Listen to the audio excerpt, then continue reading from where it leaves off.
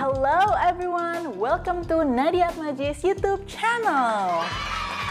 Kalau kamu suka topik seputar media dan komunikasi, tolong dukung channel ini dengan klik subscribe ya.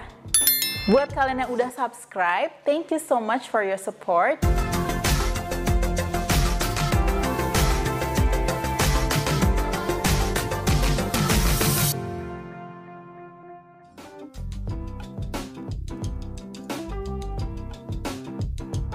So, how are you guys? I hope you're all safe and healthy dan juga udah vaksin. Tapi buat yang belum, jangan sedih, semoga segera dapat jadwal untuk vaksin. Pokoknya segera aja deh kalau ada kesempatan untuk vaksin, gak usah milih-milih jenis vaksinnya, langsung aja vaksin. Kenapa? Karena vaksin itu penting banget untuk imunitas kita dan juga untuk herd immunity. Jangan sampai kita jadi bagian dari herd stupidity deh. Jujur ini bikin aku gerah juga karena masih ada aja yang nggak percaya dengan adanya COVID.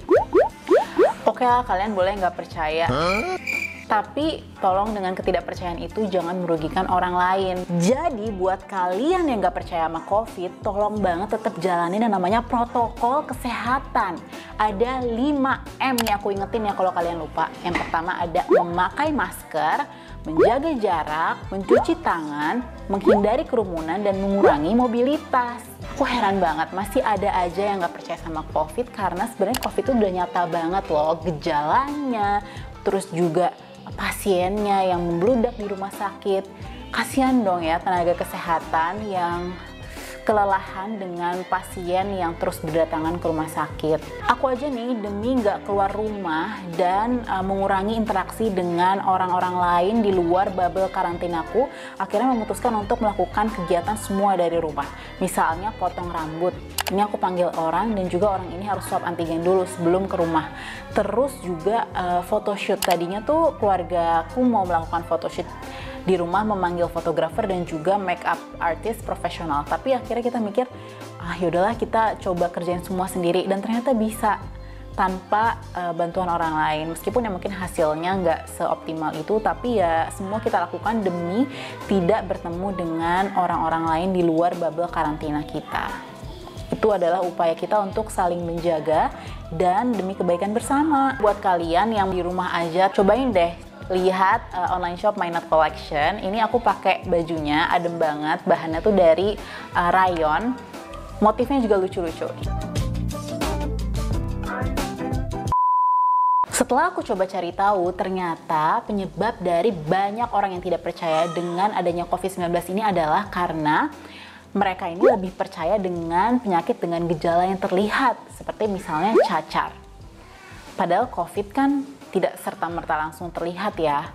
Selain itu juga disebabkan karena banyaknya berita bohong yang beredar di dunia maya.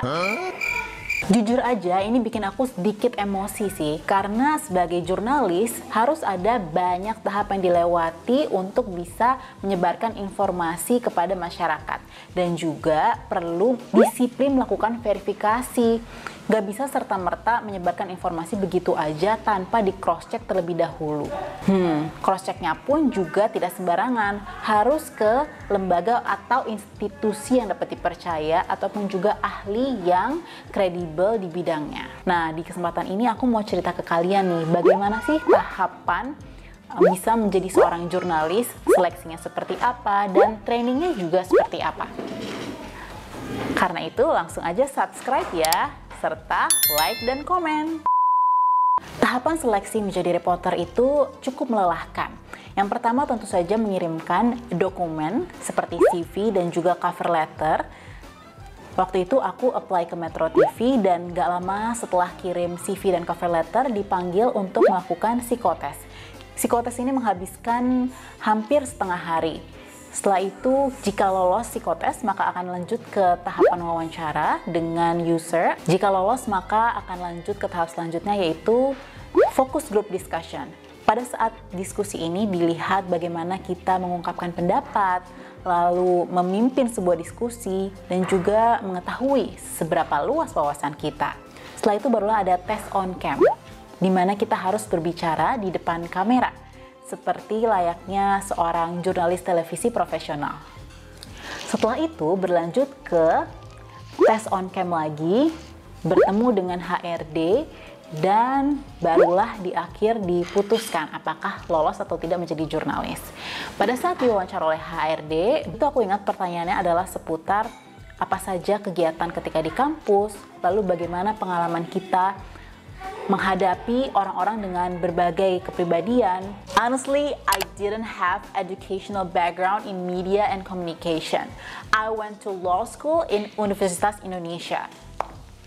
So what I did, aku meyakinkan HRD-nya bahwa aku adalah seseorang dengan karakter yang selalu mau belajar hal baru, dan juga aku ini mudah beradaptasi dengan situasi yang terus berubah. Dan juga aku bisa berkomunikasi dengan orang-orang yang mempunyai latar belakang yang bermacam-macam. Hal ini tentu didukung dengan bukti berupa pengalaman-pengalaman kita selama berorganisasi pada saat kuliah, dan juga ketertarikan kita di bidang media dan jurnalisme sebaiknya juga ditonjolkan ya di sini, mungkin dari ekstrakurikuler, terus juga freelance mungkin pernah pada saat kuliah menjadi MC, menjadi moderator. Setelah itu pengumuman dan langsung dikasih tahu kalau lolos sebagai peserta dari Journalist Development Program. Seneng banget, tapi juga deg-degan karena tahapan selanjutnya adalah training. Di training ini banyak sekali ilmu yang dibagikan oleh para pelatih, mulai dari bagaimana cara menyusun naskah ala televisi, karena ini berbeda dibandingkan dengan cara menulis di koran, media online itu berbeda. Lalu bagaimana menggunakan kamera dengan menyusun komposisi yang benar sesuai dengan kaidah dari jurnalistik televisi tentunya.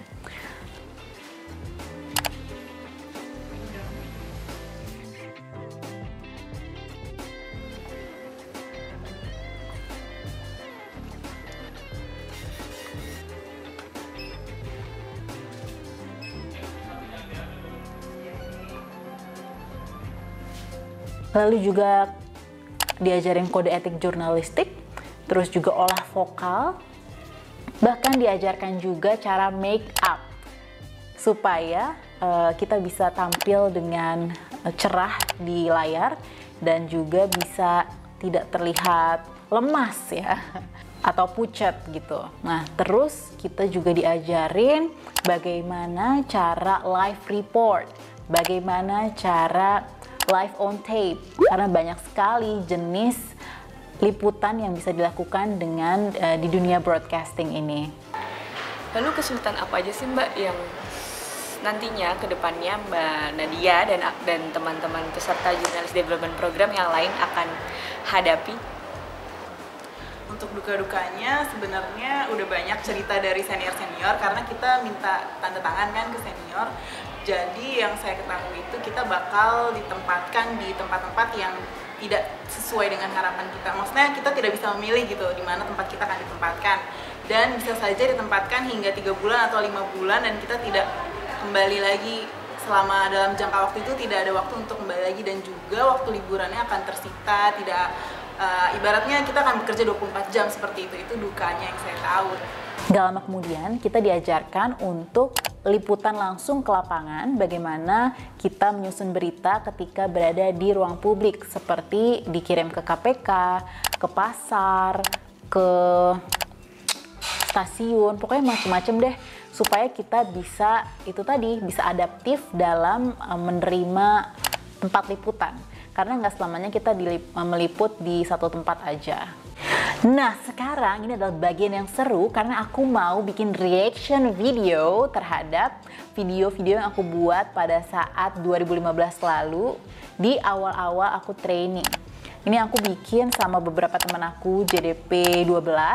Halo teman-teman aku yang lagi nonton, mungkin ada Eva Wondo, Humaira Balkis, Trianisha, Wilson Purba, Gadis Bianca, Clemencia Michelle, Deborah Setiawan, dan juga almarhum Amalia Tiara. Asli ya, masa-masa di kelas itu benar-benar menyenangkan banget. Meskipun ya nggak ketawa-ketawa terus sih, kadang juga sedih, tapi kita tuh ngelewatinnya semua bareng-bareng. Dari Eva, aku melihat betapa passion menjadi dorongan besar untuk dia berkarya dengan maksimal. Dari Michelle aku belajar kemandirian. Dari Michelle aku tahu makna perjuangan. Dia dari Medan, kuliah di Jakarta dan magang di Metro sampai jadi wartawan. Dari Balkis aku jadi tahu kalau senyum itu menular. Semua orang yang ia temui ia sapa dan senyumin guys. Dari Gadis aku belajar bahwa olahraga jadi modal penting untuk kehidupan. Dari Wilson aku belajar untuk santai dan supel sama lingkungan baru. Dari Ola aku mengerti pentingnya manajemen waktu. Sat-set semua selesai cepet sama Ola. Dan dari almarhum Tiara aku belajar lebih santai dalam menjalani kehidupan. Fast forward ke beberapa tahun setelahnya, memang gak semuanya masih di Metro TV. Tapi seneng banget karena kita semua masih menjalin silaturahmi yang baik. Aku bersyukur banget punya teman-teman kalian. Yuk kita bikin reaction video yuk. Jadi ini merupakan liputan aku sama Eva Wondo dan Gadis Bianca. Ini kita waktu itu ditugaskan untuk meliput Sunda Kelapa, Jakarta Utara. Nah ini kan adalah tempat wisata ya. Kita lihat apakah tercapture dengan baik suasana wisata di sana gitu. Tapi ekspektasinya jangan tinggi-tinggi karena ini sekali lagi adalah masih awal-awal training gitu ya. Coba kita pelajari bareng-bareng nih apa kesalahannya dan apa yang bisa diperbaiki. Yuk kita langsung nikmatin video Sunda Kelapa. Jakarta kini tak bisa lepas dari sentuhan budaya modern. Tetapi keindahan dan kejayaan masa lampaunya tak bisa dilupakan. Salah satunya warisan sejarah yang merupakan cikal bakal Jakarta, Pelabuhan Sunda Kelapa. Ini apa lagi? Pelabuhan ini terletak di daerah Penjaringan, Jakarta Utara. Enggak. Pelabuhan Sunda Kelapa memiliki luas 760 Ngapain hektar, Bu? Naik-naik gitu Bu? terdiri dari Ya dua pelabuhan utama ampun. dan pelabuhan Kalibaru. Pelabuhan Sunda Kelapa merupakan salah satu dari 12 jalur destinasi wisata pesisir Jakarta Utara. Pelabuhan ini ialah pelabuhan tertua di Indonesia.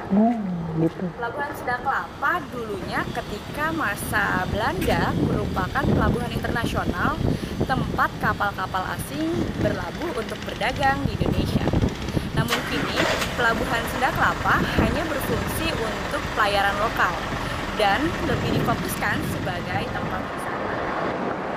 Kapal pinisi di pelabuhan ini memiliki keunikan. Gambarnya nggak bervariasi banget ya. Ini miring lagi. Pemberian nama ini pun melalui prosesi khusus yang dilakukan oleh para awak kapal. Ini ngapain lagi? Visualnya sangat berarti. Pelabuhan Sunda Kelapa saat ini merupakan hasil transformasi yang dilakukan oleh pemerintah secara bertahap. Namun menurut Kepala Dinas Pariwisata dan Kebudayaan Provinsi DKI Jakarta, potensi wisata di pelabuhan ini perlu untuk ditingkatkan lebih lanjut. Kaku Ia banget lagi. berencana untuk memperbaiki fasilitas dan sarana prasarana yang ada. Berikut adalah Itu space-nya kosong gitu. Pertama penataan lalu lintas, kemudian Ini revitalisasi salah guys. objeknya gitu. Komposisinya. Turis Bapaknya information ngeliat ke center harus ada. sana.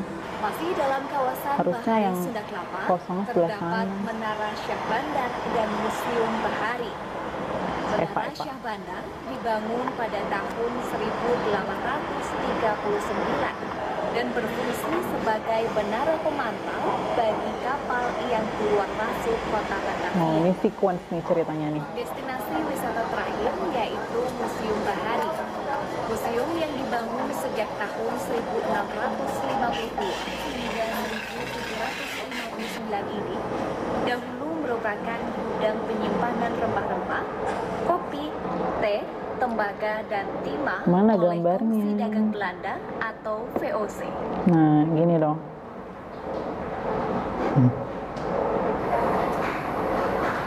Gelap banget ya. Peta landmark wisata kemaritiman yang ada di Jakarta Utara. Tadi kita telah mengunjungi Mantap, 3 destinasi wisata. Yang pertama adalah Pelabuhan Sunda Kelapa. Tak jauh dari Pelabuhan Sunda Kelapa ada Menara Syah Bandar dan juga Museum Bahari.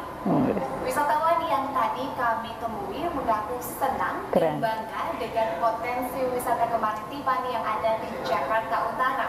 Mereka mengaku bisa mengingat kembali kejayaan kemaritiman Indonesia di masa lampau, dan ini diharapkan dapat menjadi inspirasi untuk meningkatkan jati diri bangsa Indonesia di bidang kemaritiman. Pemerintah Provinsi DKI Jakarta sebenarnya sudah melakukan berbagai upaya untuk meningkatkan daya tarik wisata, dan diperlukan peran serta partisipasi masyarakat untuk lebih menjaga destinasi wisata di bidang kemaritiman. Eva Ratna, Nadia Sekarsari, Gadis Bianca, Metro TV. Video tadi jujur aja membuat kita sempat dikritik habis-habisan sama trainer kita waktu itu.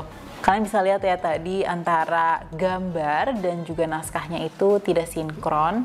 Terus juga on cam-nya bisa lebih luwes lagi harusnya. Mungkin kita bisa sambil jalan gitu. Nah dari video tadi kita jadi banyak belajar kan bahwa ternyata menjadi reporter itu memang bisa dari latar belakang pendidikan apapun, tetapi harus mau belajar, harus mau menggali terus dari segi broadcastingnya itu seperti apa baiknya, karena tentunya kita ingin memberikan yang terbaik untuk penonton gitu.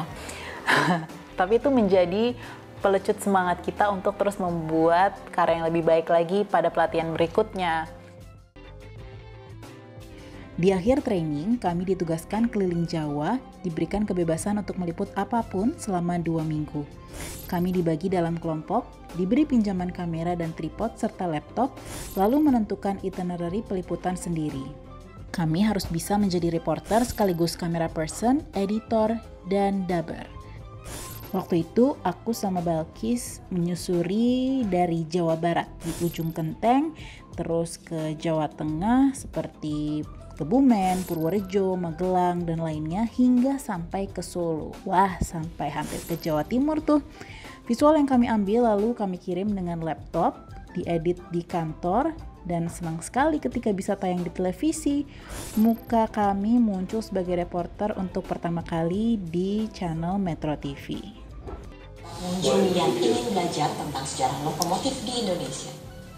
Langsung deh ngabarin orang rumah, dan mereka heboh banget ketika menonton di televisi, dan mereka ngerekam TV-nya dong. Yuk kita lihat yuk bagaimana liputan pertama kalinya kita masuk Metro TV. Pengunjung bisa melihat 21 lokomotif uap yang ada di museum ini. Ketika dibawa ke sini sebelum naik kereta api, baru datang disambut dengan tari gambyong.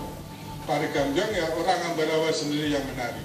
Mereka tahu dia ikut berfoto, ikut berjoget juga ya sebelum naik kereta api. Saat ini PT Kereta Api Indonesia sedang merenovasi museum ini agar memiliki sentuhan nuansa modern.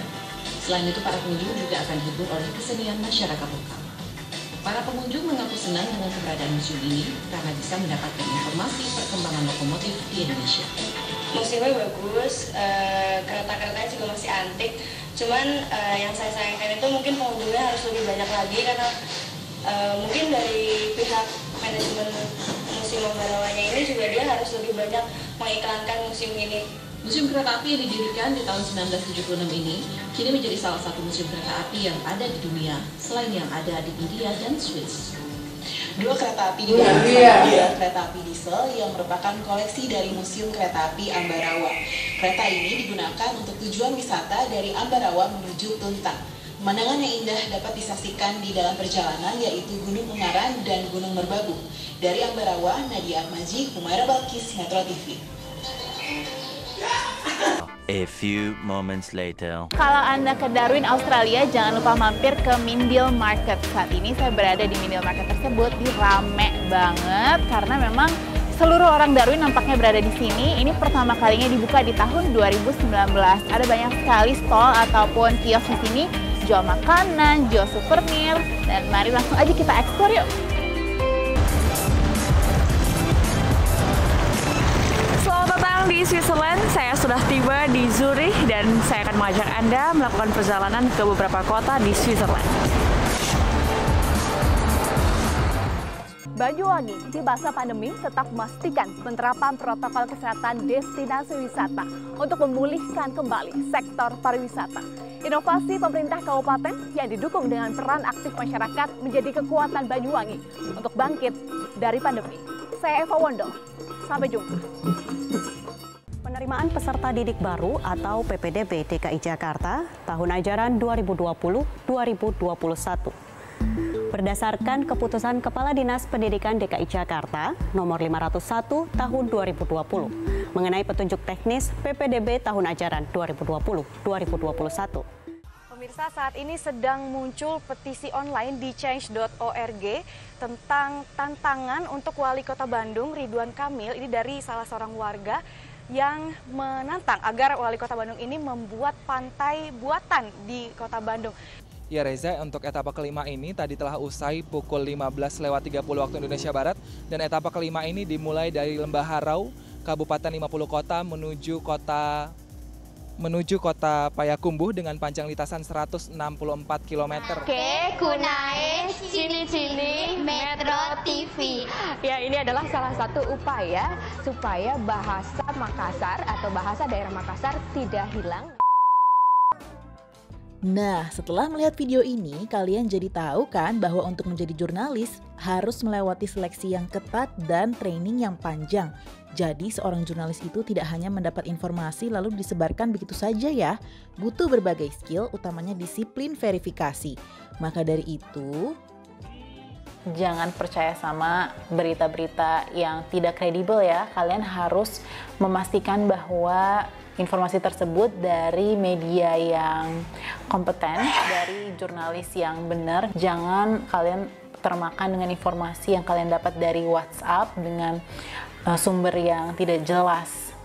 Kalau kalian merasa bermanfaat konten ini, jangan lupa ya untuk like, komen, dan subscribe. Inilah akhir dari video Nadia Atmaji kali ini. Bye!